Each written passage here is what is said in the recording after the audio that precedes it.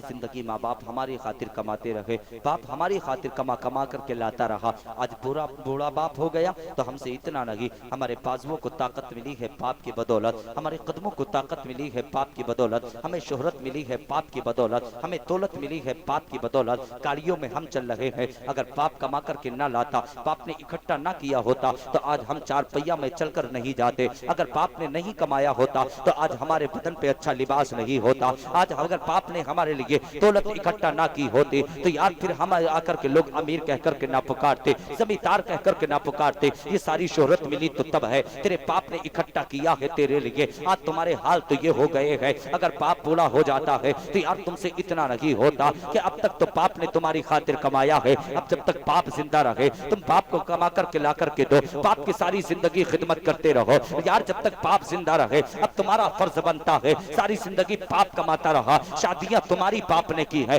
दौलत तुम्हारे लिए बाप ने कमाई है। अब तुम्हें तो ये चाहिए था कि बाप से जाकर के कहते ओ बाबा अब तो बिस्तर पे आराम कर, अब कमाने के लिए हम हो गए हैं, अब कमा करके हम लाएंगे, तुम बैठ करके बिस्तर पे आराम करो, दौलत हमारी कमा करके हम लाएंगे, वो दौलत तुम्हारी होगी, कमाएंगे हम, दौलत तुम्हारी होगी। तुम इतना अगर बाप से कहते तो उनके चेहरे पे मुस्कुराहट आती और मुस्कुराना उनका होता। यार ये हाथ उठा के दुआएं करते, फिर अल्लाह रब्बुल इज्जत उनकी दुआओं की बरकत से फिर तुझे और दुनिया में दौलत अता फरमा देता, दुनिया में और शोहरत अता फरमा देता। और यार तुमसे इतना नहीं होता कि अगर आज तुम माँ बाप को एक रोटी ला करके ताजी खिला सको, सारी जिंदगी बाप कमाता रहा है तुम्हारे लिए। तुमने कभी देखा है जब तेरी बचपन में तबीयत खराब हुई, ठंड का मौसम था, सर्द हवाएं चल रही थी, ठंड फिजाएं चल रही थी, बिस्तर पे लेटा हुआ था, अचानक से तेरे सर में दर्द हुआ था, तेरी आह की आवाज निकली थी, माँ ने सुना था शहजादे की आवाज आह की निकली है, माँ बिस्तर से उठी है, तेरे करीब पहुंची है और जाने के बाद में माँ ने तेरे सर को अपनी आगोश में रखा है, दबाना शुरू कर दिया है, रब की बारगाह में फरियाद कर रही है परवरदिगार आला मेरे बेटे के सर के दर्द को दूर कर दे। माँ दुआएं मांग रही है, थोड़ी देर गुजरी थी, दूसरी आह की आवाज निकली है, बाप बिस्तर से उठा है, बेटे के करीब पहुंचा है, बेटे के करीब पहुंचने के बाद में बाप ने कहा था शहजादे ये तेरी आह की आवाज कैसे निकली है, तेरी रोने की आवाज कैसी आई है। शहजादे ने कहा था बाबा अभी तो सर दर्द करता था, अब जिगर दर्द करने लगा है। बाप की आंख में आंसू है, बाप ने इतना सुना था, लगते जिगर को सीने से लगाया है और लगाने के बाद में बाप ने कदम को उठाया था, देना देखा था कि रात की तारीकी का आलम है, सर्द हवाएं चल रही है, ठंडी फजाएं चल रही है, बाप ने सीने से लगाया है और जाने के बाद में दरवाजे पे हॉस्पिटल के पहुंचा है, आवाज दी है, डॉक्टर ने आकर के दरवाजा खोला है तो क्या देखता है डॉक्टर, बाप की आंख में आंसू है, सीने से लगा कर एक बार अपने लगते जिगर को लेकर के खड़ा है। बाप ने कहा था डॉक्टर देखता क्या है, मेरा बेटा बीमार है, जल्दी से इसका इलाज कर, इतना कहना था। डॉक्टर ने बच्चे का इलाज करना शुरू किया है, रोज किया है, अब इलाज कर रहा है, दवाइयों पे दवाइयां दी जा रही है, इंजेक्शन पे इंजेक्शन लगाया जा रहा है, डॉक्टर इलाज कर रहा है। और यारो इतनी बीमारी बन गई है, इतनी बीमारी बन गई है, अभी तो सर दर्द करता था अब जिगर भी दर्द करने लगा है, गुर्दों में कमी आने लगी है, फेफड़ों ने काम करना बंद कर दिया है, इलाज पे इलाज किया जा रहा है। डॉक्टर ने आकर के कहा था बेटे के अंदर इतनी बीमारी बन गई है। बाप ने कहा था डॉक्टर कैसी बात करता है, अगर बेटे की खातिर जमीन बेचनी पड़ेगी बेच सकता हो, अगर बाप बेचना पड़ेगा बेच सकता हो। बाप ने कहा था डॉक्टर अगर बेटे की खातिर अपनी जिंदगी का एक अपने जिस्म का एक एक कतरा देना पड़ेगा तो बाप देने के लिए तैयार है, इतना कहना था। डॉक्टर की आंख में आंसू आ गए थे, डॉक्टर ने इलाज करना शुरू किया है। अब्दुल इमकान एक दिन इलाज किया गया है, दो दिन इलाज किया गया है, हफ्ते गुजर गए हैं। डॉक्टर ने कहा तो शहजादे के अंदर इतनी बीमारी बन गई है जो मेरे हॉस्पिटल के अंदर इसके इलाज नहीं है,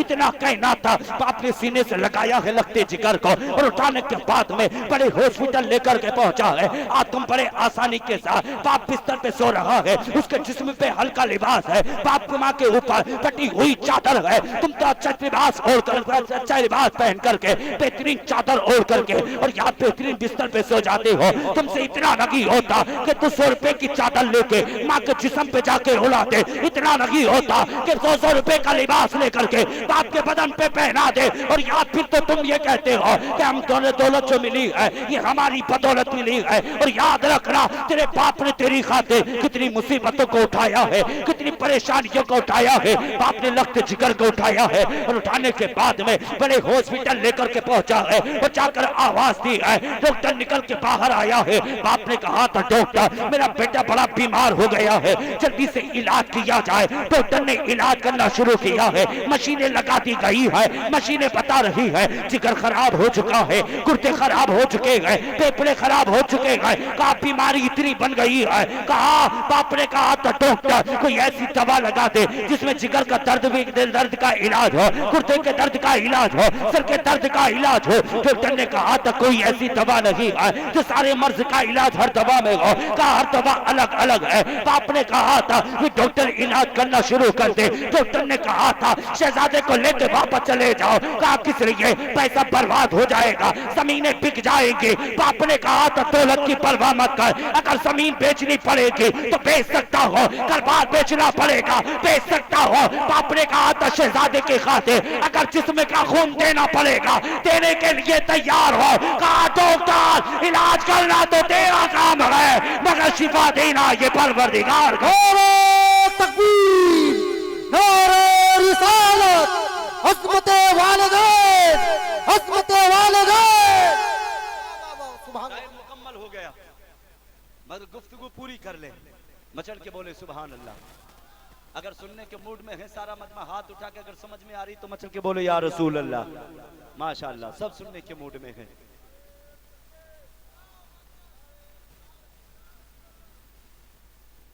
कहा डॉक्टर तू कैसी बात करता है? कहा नहीं बेटा नहीं बचेगा, कुछ दिन का मेहमान है, इंतकाल हो जाएगा, घर लेके वापस चले जाओ। इतना कहना था ना, कसम खुदा की बाप की आंख में आंसू आ गए। कहा शहजादा कुछ दिन का मेहमान है, इंतकाल हो जाएगा। कहा डॉक्टर इलाज पैसे की परवाह मत कर, अगर सारी दौलत बेटे के लिए कमाई है, अगर बेटा चला जाएगा तो फिर मेरी दौलत किस काम की है। कहा ये दौलत भी तो इसी के लिए थी। इतना कहना था, डॉक्टर ने इलाज करना शुरू किया है। बाप था, सारी दौलत बाप ने ला करके बाप के डॉक्टर के कदमों में रख दी। कहा पैसे की परवाह मत करना, बेटे का इलाज किया जाए। एक दिन इलाज किया गया, 2 दिन इलाज किया गया, हफ्ते गुजर गए, महीने गुजर गए, फिर डॉक्टर ने इलाज करते करते थक गया। उसने कहा था इसके अंदर इतनी बीमारी बन गई है कि जिसका अब इलाज मेरे यहाँ नहीं है। इतना कहना था, डॉक्टर ने कहा था इसे लेके घर वापस चले जाओ, माँ का चेहरा इसे दिखा दो, बहन का चेहरा इसे दिखा दो, भाई का चेहरा इसे दिखा दो, रिश्तेदारों का चेहरा इसे दिखा दो। कहा जिसके इसके दिल के अंदर जो जायज हजरतें हैं उनको पूरा कर दो। इतना कहना था, बाप की आंख में आंसू है, चचा खड़े होकर के आंखों से आंसू बहा रहा था। इतना कहना था, ये खबर पहुंची थी माँ के कान में कि डॉक्टर ने कहा था कि तुम्हारा शहजादा कुछ दिन का मेहमान के इंतकाल हो जाएगा, रब को प्यारा हो जाएगा। बहन का चेहरा इसे दिखा दो, माँ का चेहरा इसे दिखा दो, भाई का चेहरा इसे दिखा दो, बहन का चेहरा इसे दिखा दो। इतना माँ ने सुना था। माँ ने अब घर से कदम उठाया है और उठाने के बाद में हॉस्पिटल के दरवाजे पे आई है। और यार माँ का दिल कैसे होता है। आप तुम बड़ी आसानी से माँ को टायन कह करके पुकारते हो, माँ को गालियां दिया करते हो। खबरदार, तुमने माँ को टायन कह करके पुकारा। और यारो माँ बड़ी अजीम दौलत का नाम है, तुमने पहचाना नहीं। अल्लाह ने जो दिल तेरे माँ के सीने में रखा है वो बाप के सीने में नहीं रखा। माँ का दिल अलग है, बाप का दिल अलग है। अगर माँ को चांद की चांदनी बताया गया है तो बाप को सूरज बताया गया है। बाप कभी गर्म होता है, कभी नरम होता है, मगर माँ का दिल नरम हुआ करता है। और यारो हिम्मत बेटे की बाप से मांगने की नहीं होती, माँ के करीब जाता है तो जाकर के कहता है माँ मुझे ये चाहिए, तो माँ ला करके दे देती है। कभी कभी बेटा बाप के करीब जाता है तो बहते हुए घबराता भी है। और यारो माँ बड़ी असीम दौलत का नाम है, बाप बड़ी असीम दौलत का नाम है। माँ ने सुना है, माँ दौड़ी हुई आई है, हॉस्पिटल के दरवाजे पे खड़ी हो गई है। माँ की चीख निकली है, सारे हॉस्पिटल के दरवाजे से निकल के जितने कंपाउंडर थे बाहर आ गए हैं। आकर के देखा एक बूढ़ी माँ है, आंख में आंसू है, रो रही है। आकर के उन लोगों ने कहा था और रोने की वजह क्या है, बिना क्या है। कहा तुम तेरी आंख में आंसू कैसे है। माँ ने कहा था इसी हॉस्पिटल के अंदर मेरा रक्त जिगर रहता है, मेरा नूरे नजर रहता है। ये बेटे को मैंने खूने जिगर पिला के पाला है, जो मेरे जिगर का पारा है वो इसी के अंदर है। इतना कहना था। कहा तेरे शहजादे का नाम क्या है। माँ ने शहजादे का नाम बताया है। फिर माँ की उंगली को पकड़ा है, पकड़ने के बाद में शहजादे के करीब पहुंचाया है। माँ ने चेहरा देखा है बेटे का, आंख में आंसू आ गए हैं। माँ चीख मार के रोने लगी है। शहजादे ने कहा था माँ तेरी आंख में आंसू कैसे है। माँ ने कहा था शहजादे मुझसे छुपाने की जरूरत नहीं है, कहा माँ क्या कहना चाहती हो? कहा शहजादी तुझे मालूम नहीं है, डॉक्टर ने कहा है तू कुछ दिन का मेहमान है, इंतकाल हो जाएगा, रब को प्यारा हो जाएगा, इतना कहना था। शहजादी ने कहा था माँ कौन से डॉक्टर ने कहा है कि मेरा इंतकाल हो जाएगा, मैं रब को प्यारा हो जाऊंगा? उसे डॉक्टर को करीब लाया जाए। डॉक्टर को करीब लाया गया है और लाने के बाद में उस नौजवान ने कहा था कि डॉक्टर तूने कहा है मेरा इंतकाल हो जाएगा, मैं रब को प्यारा हो जाऊंगा, मैं कुछ दिन का मेहमान हो। कहा इतना तो बता दे तूने इलाज किया है किस चीज के जरिए किया है? डॉक्टर ने किया है मैंने इलाज किया है साइंस के जरिए। कहा तूने साइंस के जरिए इलाज किया है, बता तेरा साइंस क्या कहता है? उस डॉक्टर ने कहा है साइंस कह रहा है कि बीमारी इतनी बन गई है कि जिसका इलाज नहीं है, इंतकाल हो जाएगा, रब को प्यारा हो जाएगा, कुछ दिन का मेहमान है, जो खाना है खा ले, जिसे देखना है देख ले, इतना कहना था। इस नौजवान ने कहा था कि देख तूने साइंस के जरिए इलाज किया है, मैं मुस्तफा के फरमान के मुताबिक इलाज करके दिखाऊंगा, इतना कहना था। चचा करीब खड़ा है, भतीजे ने चचा से कहा था वो चचा ये खातून जो खड़ी है ये मेरी माँ है, ये मेरी माँ है, इसी ने मुझे पैदा किया है, खूने जिगर इसी ने पिलाया है। आका फरमाते हैं माँ के कदमों के नीचे जन्नत है, बाप जन्नत का दरवाजा है। और चचा एक काम करोगे? चचा ने कहा था भतीजे बता तू क्या मांगना चाहता है? आज चचा देने के लिए तैयार है, इतना कहना था। इस चचा से भतीजे ने कहा था और चचा ये खातून जो खड़ी है ये मेरी माँ है, चचा एक काम करो एक बर्तन का इंतजाम किया जाए। बर्तन का इंतजाम किया गया है। का चचा इस बर्तन के अंदर पानी किया जाए, पानी का इंतजाम किया गया है। पानी का इंतजाम करने के बाद भतीजे ने चचा से कहा था ओ चचा ये खातून जो खड़ी है इसी के कदमों के नीचे मेरी जन्नत है। कहा मेरी माँ के तलवे के नीचे से जूती को निकालना, जूती निकाल के कहा फिर क्या किया जाए? कहा इस पानी के अंदर डाल देना। पानी के अंदर डाला गया है। डालने के बाद में भतीजे ने चचा से कहा था ओ चचा आप जूती को बाहर निकाल के फेंक दे। जूती निकाली गई है। कहा क्या किया जाए? कहा मुझे पिलाना शुरू कर दो। पिलाना शुरू किया है। एक दिन पानी दिया गया, 2 दिन पानी दिया गया, 3 दिन पानी दिया गया, हफ्ते गुजर गए। अब इस नौजवान ने कहा था वो चचा डॉक्टर को बुलाया जाए। डॉक्टर को बुलाया गया है। बुलाने के बाद में इस नौजवान ने कहा था डॉक्टर ने मशीन लगा के दे, मेरे अंदर कितनी बीमारी रह गई है। मशीनें लगाई गई है, अब मशीनें बता रही है जिगर भी अच्छा है, दिल भी अच्छा है, गुर्दे भी अच्छे हैं, सब कुछ अच्छा है। डॉक्टर कहने लगा ये बीमारी कैसे खत्म हो गई? इसने कहा तूने साइंस के जरिए इलाज किया है, मैंने मुस्तफा के फरमान के मुताबिक इलाज किया है। कहा का फरमाते हैं माँ के कदमों के नीचे जन्नत है, मैंने माँ के कदमों की खा को खा के शिफा समझ के पिया है। अल्लाह ने उसी की बरकत से मुझे शिफा अता फरमा। नारे तकबीर, नारे रिसालत, हस्मते वालिदैन, हस्मते वालिदैन, शहीद आज़म कौन? इश्क मोहब्बत, इश्क मोहब्बत, उलमाए अहले सुन्नत, शोराए अहले सुन्नत, यहाँ के सुन्नी मुसलमान, ख्वाजा का हिंदुस्तान, हिंदुस्तान का सुन्नी मुसलमान। बताओ अगर बीमार हो जाओ ना तो फिर कहीं मत जाया करो, बाद में जाया करो, पहले माँ के कदमों में जाया, माँ के तलवे धोकर के उसका पानी पी लिया करो। अल्लाह उसी की बरकत से तुम्हारी बीमारी को दूर कर देगा। बाप अगर बूढ़ा हो, चेहरे पे सफेदी आ गई हो ना तो फिर उसकी दाढ़ी के बाल भिगो करके उसका पानी पी लिया करो, अल्लाह तेरी हर बीमारी को दूर कर देगा। मैंने कहा ना माँ और बाप अल्लाह की बड़ी अजीम दौलत का नाम है, बड़ी अजीम नेमत का नाम है। जब ये चले जाते हैं तो फिर घर उजड़ जाता है, जिंदगी उजड़ जाती है। इसलिए माँ बाप बड़ी अजीम दौलत का नाम है। एक मरतबा मेरे मुस्तफ़ा जाने रहमत मक्के की सरजमी पे हैं, मगर मेरे मुस्तफ़ा के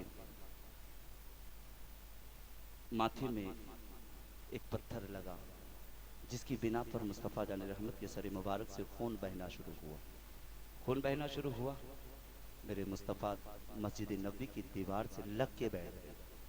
आका दीवार से लग के बैठ गए। इतने में आका के सहाबी आ गए, देखा मुस्तफ़ा की आंख में आंसू, आंसू हैं।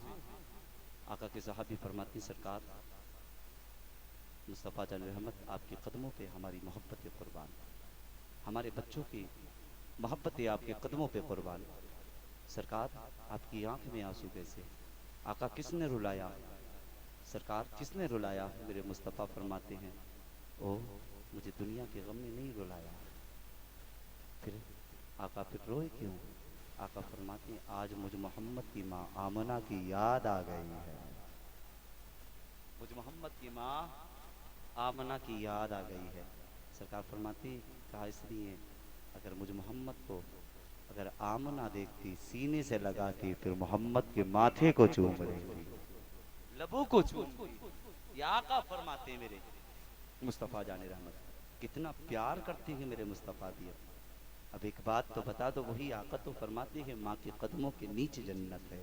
और बाप बोल दे यार बाप दरवाजा। इसलिए जो कुछ मांगना है फिर हाथ उठा के तब मांगा करो, पहले माँ और बाप को राजी कर लिया करो, माँ बाप को राजी कर लिया करो। ऐसा ना हो कि उनकी आंख में आंसू हो, वो तुमसे रूठे बैठे हो। तुम इबादतों पे इबादतें करो फिर तुम्हारी कोई इबादत तरफ कबूल ना करे। इसलिए माँ बाप को राजी करके रब की बारगाह में मांगा करो, अल्लाह तुम्हारी इबादत को कबूल करेगा, तुम्हारी दुआओं को कबूल करेगा। जाते जाते मैं एक दुआया शेर पढ़ दूं, अगर इजाजत हो तो पढ़ दूं, इजाजत हो तो पढ़ दूं, इजाजत हो तो पढ़ दूं। मेरे साथ पढ़ेंगे ना आप भी? और ये क्या है ना, ये सिर्फ मदीने वाले से मांगना है और इस अंदाज में मांगना है। मेरे साथ अगर पढ़ ले तो बड़ा अच्छा होगा। सारा मजमा मचल के बोले सुभान अल्लाह, और तड़प के बोले, थोड़ी आवाज खोल दीजिएगा, और मचल के बोले, तड़प के बोले। मेरे साथ पढ़ लीजिएगा, बड़ा अच्छा होगा। तुम अपना दामन बिछा के मांगो, तुम अपना दामन बिछा के मांगो, हुजूर देंगे जरूर देंगे। मेरे साथ अगर पढ़ ले तो बड़ा अच्छा होगा, है ना। आप होठों की दाद से मुझे नवाजते रहे, है ना। होठ की दाद चाहिए, नोट की नहीं, होठ की दाद चाहिए। कह देना तुम अपना दामन बिछा के मांगो, हुजूर देंगे जरूर देंगे। तुम अपना दामन बिछा के मांगो, हुजूर